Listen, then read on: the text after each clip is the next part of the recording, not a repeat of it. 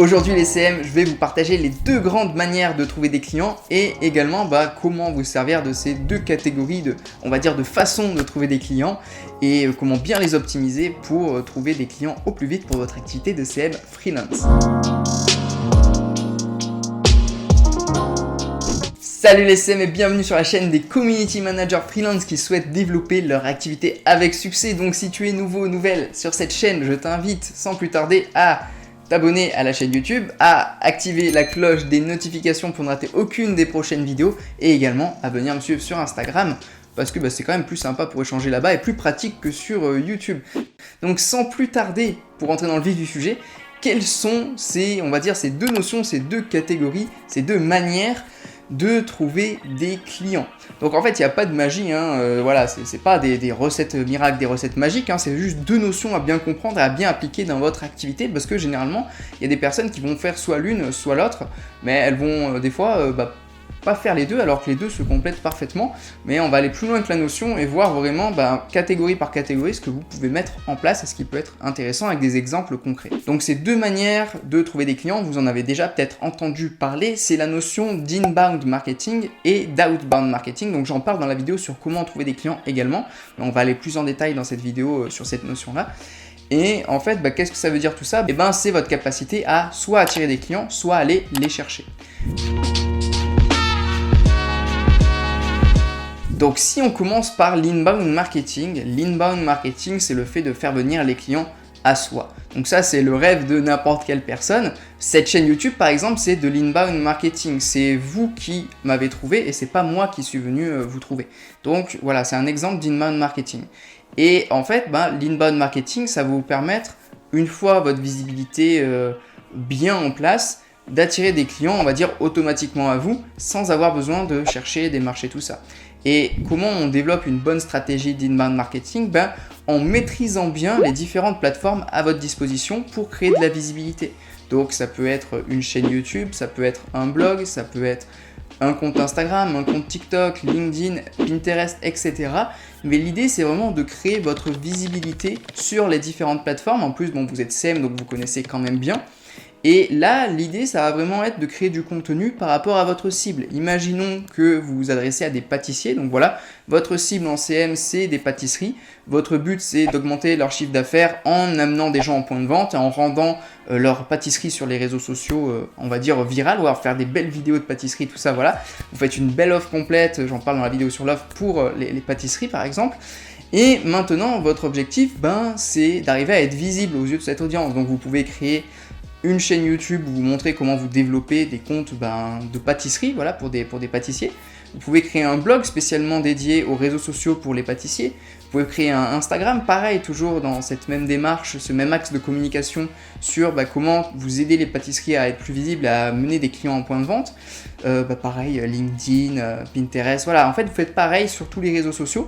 Et l'idée ici, tout simplement, c'est de vous rendre, mois après mois, année après année, le plus visible possible. Alors, le problème ici, c'est forcément que ça va prendre du temps. Alors, vous avez aussi la possibilité de faire de la publicité, par exemple pub Facebook, pub Google, tout ça. Ça va permettre d'accélérer les choses, mais au début, si vous n'avez pas beaucoup de budget, ça peut être compliqué. Même si vous pouvez arriver à faire des pubs rentables, tout ça, avec assez peu de budget, ça va dépendre de quand même pas mal de paramètres. Et au début, si on ne connaît pas trop la pub, ça peut être compliqué. Donc, on va partir du principe que, généralement, en organique, sans payer, ça peut prendre du temps de faire venir les clients à soi. Alors il y a toujours des stratégies évidemment pour aller plus vite, mais comme de la pub ou travailler avec des influenceurs, etc. Mais là, pour le coup, on va dire que généralement, de manière générale, faire venir le client à soi de manière organique, ça prend du temps. Le temps d'être référencé sur Google, le temps d'être référencé par YouTube, le temps que notre compte Instagram aussi soit mis en avant, qu'on ait une audience, tout ça. Et c'est pareil pour tous les réseaux. Donc c'est une stratégie qui prend du temps et vous ne pouvez pas compter que sur elle. Et c'est donc là qu'intervient l'autre notion qui est la notion d'outbound marketing. Donc ici c'est l'inverse, on va aller chercher le client. Et ici, par exemple, ça va être le fait d'envoyer des emails. Moi, je sais que j'ai eu de très bons résultats par email pour prospecter. Ça va être le fait aussi d'aller chercher le client, d'aller le démarcher en boutique. Par exemple, si vous travaillez avec des pâtissiers, vous débarquez dans la pâtisserie, vous demandez à parler à la personne décisionnaire, tout ça, pour lui expliquer ce que vous pouvez lui apporter. Ça peut être aussi démarcher par téléphone. Ça peut être démarcher via les messageries de réseaux sociaux, voilà, Facebook, Instagram, tout ça, LinkedIn également. Donc c'est le fait d'aller chercher les personnes, d'aller les démarcher. Donc c'est l'inverse de l'inbound marketing. Et en fait, ce sont deux notions qui vont très bien se compléter. Et ici, dans l'outbound marketing, en fait, le truc, c'est que le désavantage, évidemment, c'est que les personnes ne vont pas venir à vous automatiquement. On va dire comme si vous étiez référencé sur Google ou YouTube. Mais là, vous allez devoir aller les chercher. Donc ça demande de démarcher tout le temps des nouvelles personnes. Et ça demande quand même pas mal de temps et d'énergie. Mais bon, l'inbound marketing aussi, ça va vous demander pas mal de temps et d'énergie au début, même si après, voilà, une fois que vous êtes bien référencé, ils vont venir tout seuls.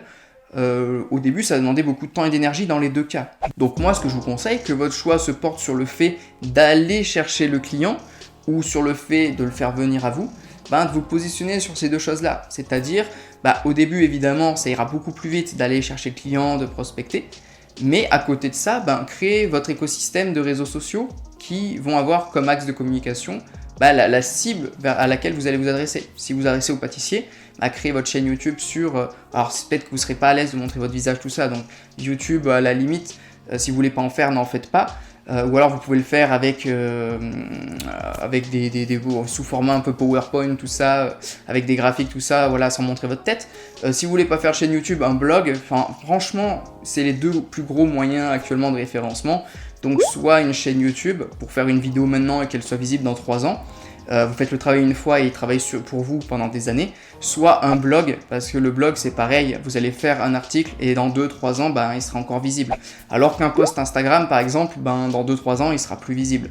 Donc comprenez bien que c'est quand même intéressant en inbound marketing d'avoir une stratégie aussi avec des plateformes de référencement très long terme.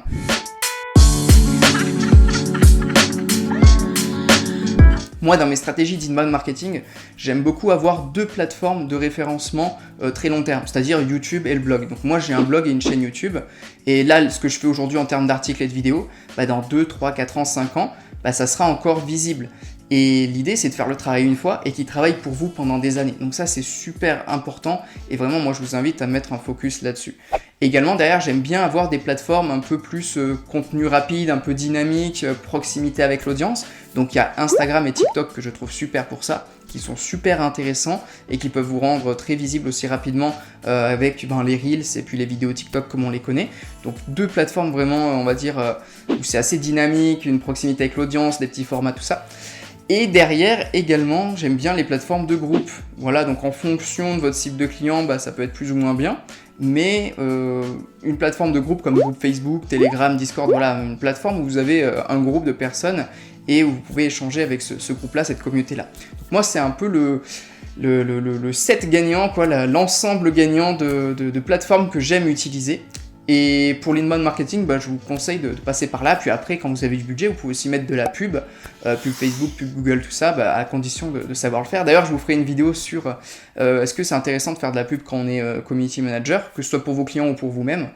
Et parce que c'est un sujet qui revient souvent, une question qui revient souvent. Mais c'est vrai que c'est un métier à part aussi de savoir faire des pubs et de bien les optimiser, de bien savoir les faire. Et pendant que vous mettez tout ça en place en niveau inbound marketing, niveau outbound marketing, je vous conseille de continuer à démarcher des personnes. Donc je ne sais pas actuellement quelle est votre stratégie d'acquisition. Moi, j'adore l'email, mais si votre truc c'est LinkedIn, ou c'est Instagram, ou Facebook, ou peu importe, ou même aller démarcher, alors je sais qu'il y a moins de personnes qui font ça, parce que ça demande une plus grosse sortie de zone de confort, mais le démarchage physique, ou l'appel téléphonique, est également très intéressant, voire même peut-être ce qu'il y a de mieux, parce que vous avez vraiment une proximité qui est encore plus, on va dire, profonde, encore plus forte que derrière une messagerie, derrière une boîte email.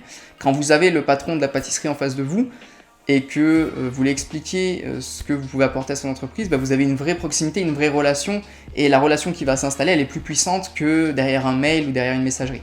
Donc si vraiment vous vous sentez d'aller démarcher aussi en physique ou par téléphone, ça peut vraiment aussi bien vous aider. Mais dans tous les cas, il va falloir aller les chercher, les démarcher, les clients, en attendant d'être visible et d'avoir des clients qui arrivent tout seuls. Parce que ça, évidemment, tout le monde en a envie, mais ça prend du temps. Donc en attendant, allez démarcher ces personnes-là.